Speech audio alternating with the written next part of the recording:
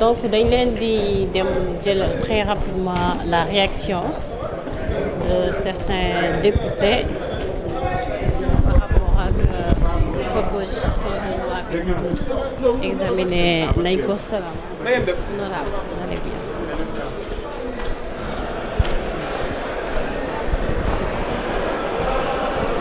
Voilà, donc peut-être on aura l'occasion de prendre des réactions. Oui, vous allez bien? Et être honnête avec l'histoire et juste avec le président Macky Sall, dire que c'est une disposition que lui avait fait voter. Il avait fait voter la disposition qui indique que lorsqu'un ministre quitte le gouvernement, il doit pouvoir reprendre son mandat de député s'il avait été élu au moment d'intégrer le gouvernement. Maintenant, nous, ce que nous avons fait, c'est d'organiser les modalités. Comment ce ministre-là va revenir à l'Assemblée nationale et comment surtout prendre en considération la sortie de son suppléant qui quand même a eu le poste pendant le temps où lui était dans le gouvernement et faire de telle sorte qu'il n'y ait pas de hiatus, c'est-à-dire de rupture entre la sortie du suppléant et l'arrivée du ministre. Sur les dispositions Oui, en général, nous avons eu un consensus. Il y a des dispositions sur lesquelles, bien sûr, on n'a pas pu nous entendre. Quand moi j'ai demandé qu'on abaisse le nombre qu'il faut pour former un groupe parlementaire, la majorité s'y est opposée. Et j'ai prié vivement, très sincèrement, que cette majorité-là devienne opposition pour être confrontée à cette réalité que j'étais en train d'expliquer. Sur la Haute Cour de justice, bien sûr, nous ne sommes pas entendus. Mais ça, ce n'est pas de notre faute à nous tous, parce que c'est la Constitution. Mais tout le monde sait aujourd'hui que la Haute Cour de justice, dans sa composition, dans son fonctionnement, mais viole absolument les principes les plus élémentaires et de notre Constitution et de tous les textes et les chartes fondamentaux auxquels le Sénégal a souscrit à l'international. Donc nous devons conformer cette Haute Cour à cela. Malheureusement, on ne peut pas le faire pour le moment parce que c'est la Constitution. Mais je ne désespère pas que ce débat-là continuant, la Constitution sera changée pour que le règlement intérieur change. Je vous remercie. Voilà, dégg ngeen déclaration bi nga xamante ne honorable Aïssata Tall Sall di président groupe parlementaire bu Takku yëkkati na ko jëmale ko ci wàllu haute cour de justice bi nga xamante ni jàpp nañu ne war nañu ko mën a réformer. waaw honorable maa ngi leen di fay bu baax. gis nañ sa amendement bi dañ ko rejeté. waaw moom la ci laa bëgg a wax. waaw amendement bi ma proposé tey xaaral gars yi pare. ça va neen def.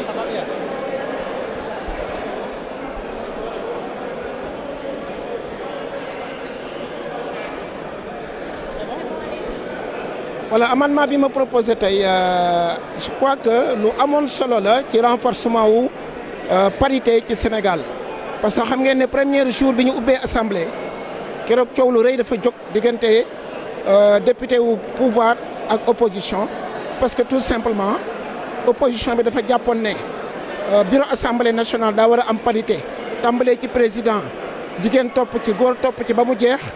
alors que la majorité d'accord ci woon mu indi woon coow lu rëy tey nag ñu amoon occasion ne dañuy réformer règlement intérieur je crois que occasion la woon pour ñu poser un acte fort allant dans le sens de renforcer la parité au Sénégal te loolu maanaam pour les tribunaux yi dañ cee prononcé wu lu bari ci composition conseil municipal u communes yi en 2022 ci élection maire yi passé ay conseil municipal yu bari ginnaaw bi ñu voté élire seen maire mu doon góor ñu bari dañoo jàppoon ne ka cay topp góor la war a doon ndax élection yi bokkul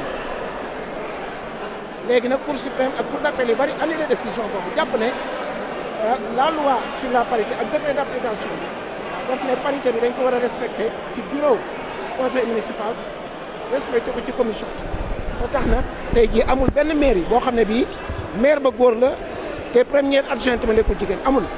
képp ku ko defoon cour suprême annulé na sa décision boobu ñu jàpp ne nag assemblée nationale nga xam ne ñooy voté loi yi mais dañoo war a appliquer loolu d'autant plus que nag disposition yi nga xam ne ñooy imposer à ce que conseil municipaux yi respecté parité ci seen bureau yi même disposition boobu bureau assemblée nationale ba nga ca ak commission assemblée nationale donc man xaw ma lu tax ñu war a seppi assemblée nationale ci respecté parité boobu imposé ko maire yi donc amul benn cohérence moo taxoon ma proposé à ce que bu ñu falee président ba pare assemblée bu ñuy déposé ay liste pour ñu ci war a topp bu fekkee ne président bi góor la tête de liste ba ñuy proposé na doon jigéen mais bu fekkee ne président assemblée bi jigéen la tête de liste bi na doon góor pour que bureau assemblée nationale am parité à 100%. loolu mooy sama analyse. Merci.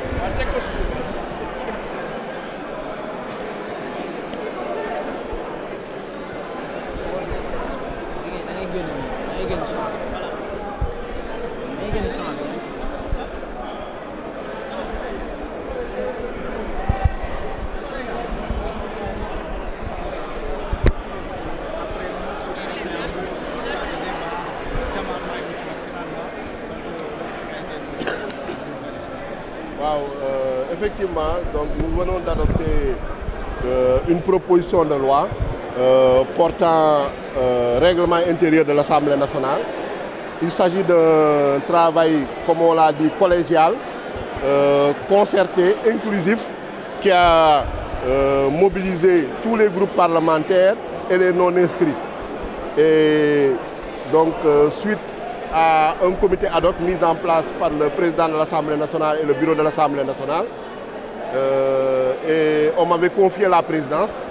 Et je dois d'abord féliciter tous les collègues, notamment les membres du comité ad hoc, la présidente du groupe parlementaire Taku Wallou, le représentant des non-inscrits, mes collègues, le président de la commission des lois, Maître Ablaye Tall, mon collègue également, le 5e vice-président Amadouba, et toute l'administration de l'Assemblée nationale qui ont participé à ce travail-là. Féliciter également nos collègues députés qui nous ont fait confiance pour conduire ce travail de proposition de loi. Donc il faut déjà saluer l'initiative venant de l'Assemblée nationale parce que c'est souvent ce qui est reproché à l'Assemblée nationale qu'on ne propose pas souvent des lois. Donc tout venant de l'exécutif. Et pour cette